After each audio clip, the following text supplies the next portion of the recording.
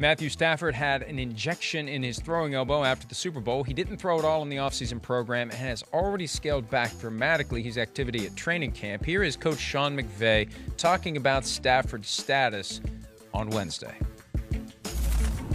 This was part of the plan with Matthew. You'll see over the next couple days. Tomorrow will be similar to what you guys saw last week. He'll really be off the following day and that deloaded day, and then he'll do a little bit of stuff in terms of individual periods. But we're really taking it a week at a time, and really it's kind of a couple weeks. So don't expect him to do anything in these team settings for this block or the next 3 days next week. Nothing has changed, consistent with what I had told you guys last week, but this is part of the plan that we feel like is in his best interest, and so it's a great opportunity for John Wofford and Bryce to be able to get a lot more reps than they would otherwise, and Matthew's going to stay engaged, and that's the plan that we think is best right now. It's consistent with what's been going on. It's just more of when you really look at the totality of it, Jordan, wanted to try to have him operate in as little as pain as possible. I think any time that you've played as long and are as tough as he is, I don't know if you're ever truly pain-free, but the goal would be for September 8th and really looking towards 17 games and then hopefully some games after that if we earn that opportunity. That's kind of the perspective and the big picture approach that we want to be able to take. I don't know that I would feel as comfortable taking that approach if it wasn't for the experience that he's accumulated and knowing how intentional he is about staying up to speed with his mental and his physical work that he can do in the absence of some of the stuff in the team settings.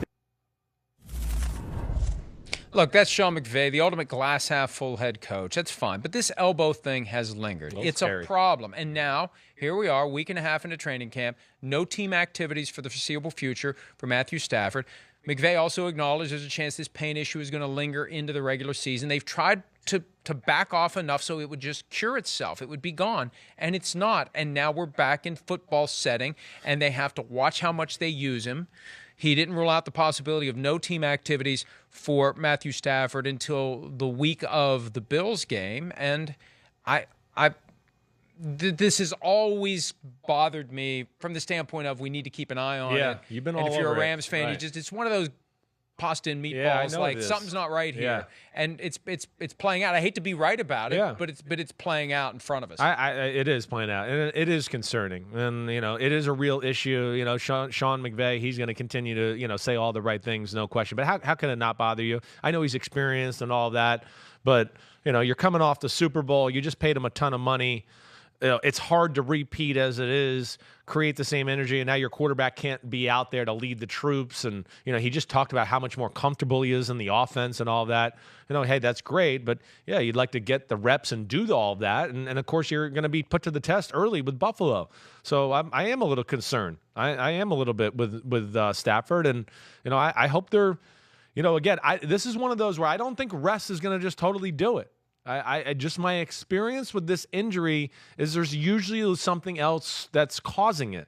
And I hope they can find the right people to kind of get them the right answers here and get him back on the field because I want to see them make a run here. They definitely have the incentive. It's amazing, though. And you talk about this all the time, how some of the methods of some of the teams aren't quite medieval. No. But they aren't quite up to the cutting-edge technology. No, that's why a lot of players, when you hear fans go, why do these guys go to these guys? They got the best doctors available. No, they don't always have the best doctors available, as you described earlier. Sometimes it's baked in with a contract through a hospital or whatever. And yes, it's not always the most cutting-edge technologies. The people that are the best at that and are cutting-edge technologies, they don't want to go work for a football team and work 20 hours a day. Instead, they go, I'll make my own private practice and charge guys $600 an hour to come here, and I'll fix them, and I'll make a lot more money, and I won't have a coach yelling at me and be insane my whole life. So that's what the top people in that market do, and hopefully they can, find some of those people. Hi, I'm Mike Tirico, and thanks for watching. Make sure to hit subscribe for the latest news and highlights from NBC Sports.